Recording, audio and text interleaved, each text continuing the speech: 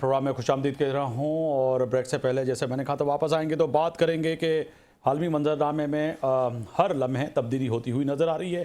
President Trump की जानिब से बड़े अहम सवालात पिछले दिनों यानी कि ये बात तय हो चुकी थी कि वज़ीर आज़म पाकिस्तान और ख़ास तौर पर वज़ीर दाखिला मोहसिन नकवी और इसके साथ साथ फील्ड मार्शल सैयद आसिफ मुनीर साहब की कोशिशें मिलाकर पाकिस्तान समेत पूरी दुनिया की नज़रें पाकिस्तान और ईरान और अमेरिका के उस समझौते पे थी जिस पे प्रेसिडेंट ट्रंप ने ये कहा था कि अब हम बड़ा फ़ैसला करने जा रहे हैं और फैसले पे दोनों फरीक कहीं ना कहीं राज़ी हैं। मगर अचानक ऐसा क्या हुआ जिसके बाद जो है दोबारा कशीदगी ये बढ़ती हुई नज़र आ रही है। इसी पे बात करेंगे। डॉक्टर शाजिया चीमा साहिबा हैं, माहिर बैनुल-अक़वामी उमूर। आपका बहुत शुक्रिया, आपने वक्त दिया मेरे प्रोग्राम के लिए। डॉक्टर मुनव्वर हसन साहब हैं जो है सीनियर तजिया निगार हैं और माहिर हैं बैनुल-अक़वामी उमूर, आपका भी बहुत शुक्रिया।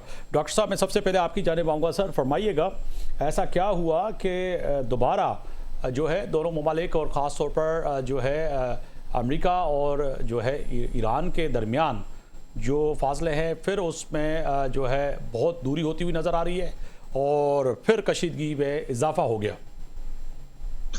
पहले तो आपका बहुत शुक्रिया, आपने प्रोग्राम में मदऊ किया। आपको, आपकी टीम को, डॉक्टर शाजिया को, देखने वालों को सबको सलाम। देखें, हमें ये समझना चाहिए कि ये स्ट्रक्चरल एनिमिटी है दोनों ममालिक के दरमियान में, जिसमें नजरिए, फेथ, इंस्टीट्यूशंस और बयानिए ये एक दूसरे के खिलाफ हैं।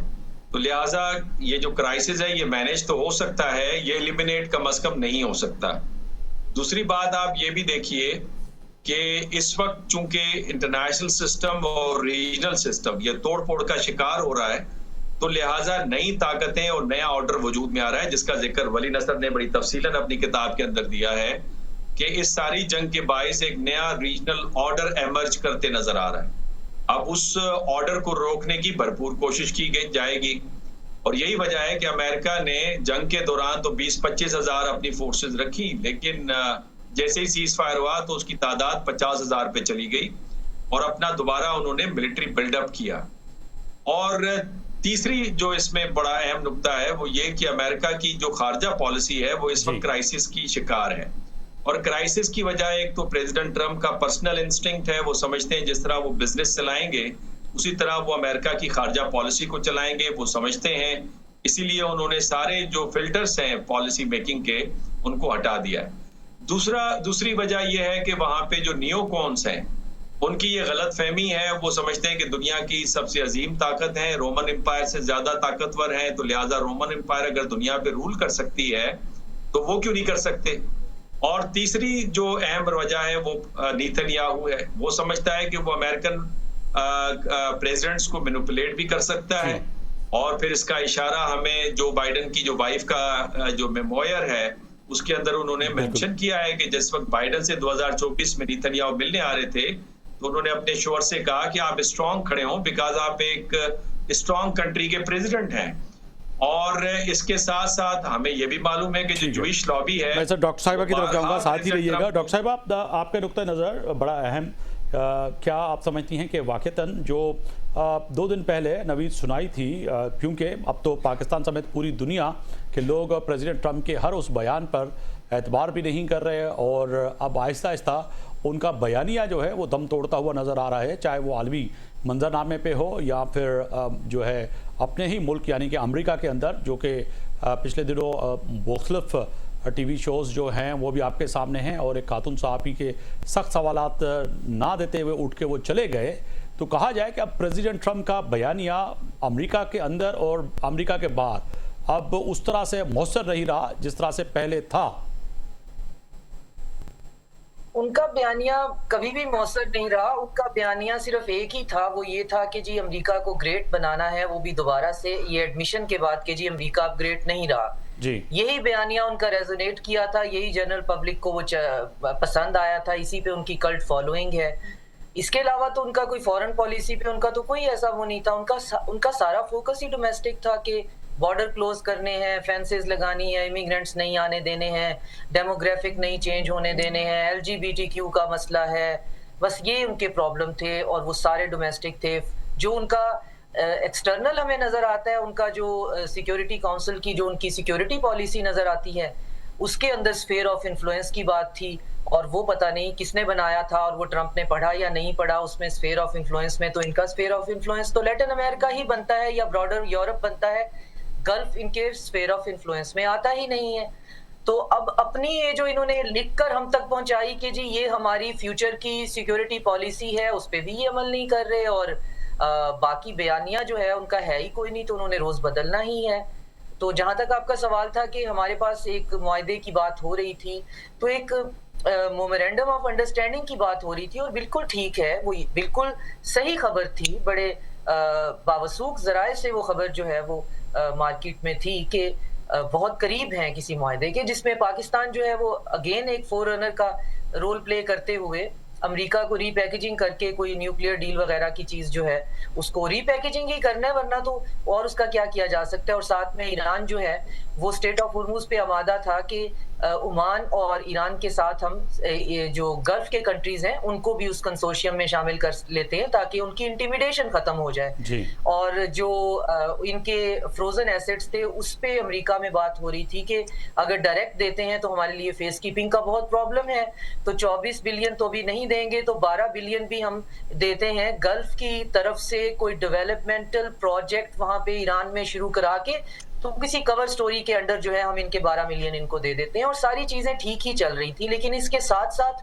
जो और कुछ हो रहा था वो ये कि पेंटागन के अंदर जो है वो सिक्योरिटी का लेवल डेल्टा कर दिया गया कि वहां पे एस्पियोनाज जो है इजराइल का बहुत ज्यादा हो गया है। हमें तुलसी गैबर्ट जो है और साथ में इनके एक और सीनियर इंटेलिजेंस के ऑफिसर के रिजाइन और फिर बहुत से 10 से 15 जूनियर के रिजाइन जो हैं वो सामने आते हैं कि जी इजराइल जो है वो स्पाइंग कर रहा है। स्पाइंग तो वो हमेशा से करता है, अब कुछ जरूरत से ज्यादा कर रहा होगा, तो एक फैक्टर वो आ गया। फिर ये डील हो रही है तो इस डील में एक फैक्टर ये आ गया कि ट्रंप ने ग्रीन सिग्नल दिया होगा इजराइल को कि आप अपना बफर जोन बना लें। लेबनान में भी जैसे आपने गोलान की तरफ बनाया हुआ है तो इधर भी लतानी के पास आप बना लें और आप ये गैम्बल कर लें।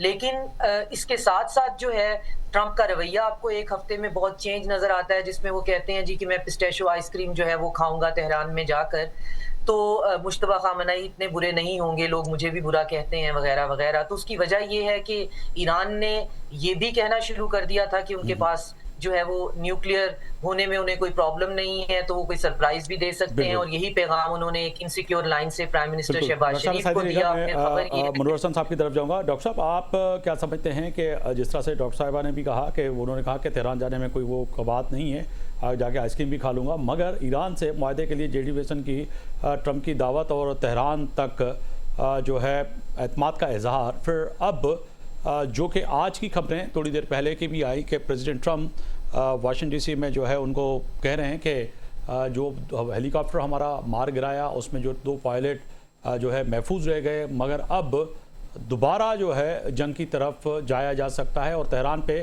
सख्त हमले भी कर सकते हैं। तो फिर कहा जाए कि अब ये जो मुआहदा था, ये जो बातें थी, जाना आना, ये दोबारा पीछे चली जाएंगी। देखें मेरी साहब, ये तो हो नहीं सकता ना कि हमेशा बातचीत चल रही है और ईरान के ऊपर हमला हो और ये कोइंसिडेंस हो जी। यानी ओमान के साथ भी तकरीबन मुआहदा पहुंच चुका था और फिर हमला हो गया। अब भी जिस तरह डॉक्टर शाजिया भी कह रही हैं और मेरी इतलात के मुताबिक 3 एक पॉइंट्स है जिनके ऊपर एग्रीमेंट हो चुका था। एक तो स्टेट ऑफ हुर्मुज को मुकम्मल तौर पे खोलने के हवाले से जो इख्तलाफात थे खत्म हो गए थे। दूसरा, ईरान की जो रिस्ट्रिक्शन थे ईरान के ऊपर यूरेनियम एनरिचमेंट, उसके ऊपर भी बात हो गई थी।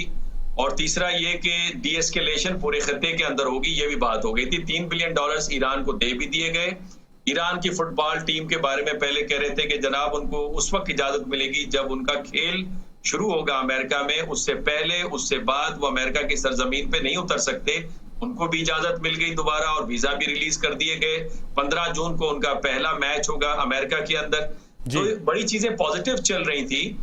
लेकिन अब क्या कहिए प्रेसिडेंट ट्रंप का, 35 दफा उन्होंने फरमाया कि जनाब ईरान को मैं मुकम्मल तौर पे तबाह कर चुका हूं। भाई तबाह कर चुके हैं तो आप दोबारा हमला क्यों कर रहे हैं? 55 दफा उन्होंने ये फरमाया कि ईरान शिकस्त खुर्दा हो चुका है।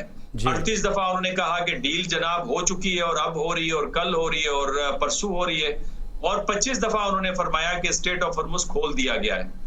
तो उन्होंने अपना एतबार खो दिया है। ये जो रिसेंट सर्वे आ रहा था खुद अमेरिका के अंदर, जिसमें वो प्रेसिडेंट ट्रंप के ऊपर एतबार करते हुए अमेरिकन भी यकीन नहीं कर रहे, तो फिर ईरान तो दूर की बात है ना, जिसे बार बार उनको धोखा मिला। अब आ जाइए अपाची हेलीकॉप्टर, अब तक ईरान ने डिनाई किया है कि उन्होंने उसे मार के नहीं गिराया। अब सवाल ये कि अगर मार के नहीं गिराया गया तो फिर, और इसमें एक सदाकत भी नजर आती है, मार के गिराने का मतलब है कि पायलट भी मारे जाते, वो तो महफूज है दोनों अमेरिका के प्रेसिडेंट के कहने के मुताबिक। दूसरा मुझे किस्सा याद आता है 1898 में, जिस वक्त क्यूबा के अंदर इनकी एक शिप डूब गई थी।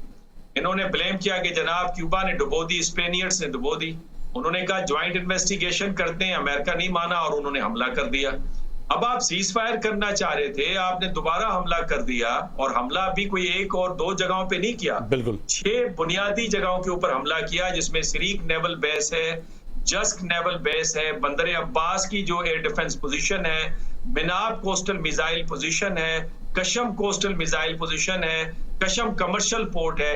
अगर इतने प्रिसीशन स्ट्राइक्स कर सकते हैं तो अब सवाल ये पैदा होता है कि मिनाब के अंदर जो स्कूल पे हमला हुआ। सर बिल्कुल, वो डॉक्टर कैसे साहब हमला आपको हो गया? की तरफ जाऊंगा। डॉक्टर साहब, अब होने क्या जा रहा है, होगा क्या?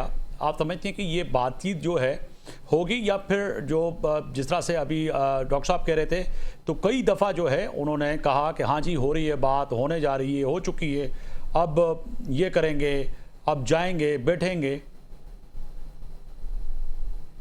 देखिए, बात वही है जो डॉक्टर साहब जो हैं वो बताने की कोशिश कर रहे हैं कि अमेरिका चाहता है वो इस क्वागमायर से निकल जाए, लेकिन वो ये चाहता है कि ईरान जो है वो उसको भी इस खिते का एक जो है वो छोटा मोटा हेजमॉन या बुली बनाकर यहाँ से जाना जो है वो भी उनके उसमें नहीं है। और साथ में ये कि जब ईरान ने इनका ब्लफ कॉल कर लिया, जब ईरान कहा कि अगर आपने बैरूत पे और दाहिया पे अटैक किया तो आप जो है हम सीज फायर को समझेंगे कि खत्म हो गई, तो इसराइल ने एक दाहिया के अंदर एक खाली बिल्डिंग के ऊपर अटैक किया, जिससे पहली दफा ऐसा इत्तेफाक हुआ कि किसी को जानी नुकसान बहुत नहीं हुआ। हालांकि वो बहुत ही पॉपुलेटेड जो है वो एक सबर्ब है बैरूत का, और गढ़ है हसन नसरुल्लाह जो है वो वहां के ही उनकी मकामी जगह है जी। तो लेकिन ईरान ने वो ब्लफ कॉल करके तो बहुत शदीद किस्म का इनके ऊपर अटैक किया, 4 वेव्स में किया, और पर वेव जो है 5 मिसाइल जो हैं। और उससे पहले जो इनके दरमियान झड़प हुई है, जब ईरान ने अटैक किए हैं गल्फ के ऊपर, बहरीन पे, और तो बहरीन के अंदर इनका एक कमांड एंड कंट्रोल सेंटर है जिसके बारे में ज़ाहिर है ये नहीं बताएंगे, और उसकी लोकेशन किसी को पता ही नहीं चलनी चाहिए। और एक सुपर पावर का एक command and control centre Trump की जुबान में ओब्लिटरेट ईरान कर देता है। तो ये चीजें डॉक्टर साहब बहुत शुक्रिया वक्त देने का, टाइम की कमी की वजह से यहाँ मुझे प्रोग्राम रोकना पड़ रहा है। आपका बहुत शुक्रिया। डॉक्टर मुनव्वर हसन साहब आपका बहुत शुक्रिया। यकीनन ही यहाँ पर अगर बात करें तो अब प्रेसिडेंट ट्रंप थोड़ी देर पहले जो फरमा रहे थे कि इस वक्त DC महफूज हाथों में है, महफूज तरीन शहर है, और अमेरिका जो है अब बड़ा फैसला करने जा रहा है। वो फैसला क्या होगा उस पर यकीनी तौर पर पाकिस्तान समेत पूरी दुनिया की नज़रें हैं। क्या तय है कि प्रेसिडेंट ट्रंप कहीं न कहीं ये फैसला करेंगे जो कि वो कह रहे थे कि मुआहदे के करीब हैं, मगर उसके बावजूद फिर हमला हो जाता है। आफ्ताब मगोरी को इजाज़त दीजिए। अल्लाह हाफिज़।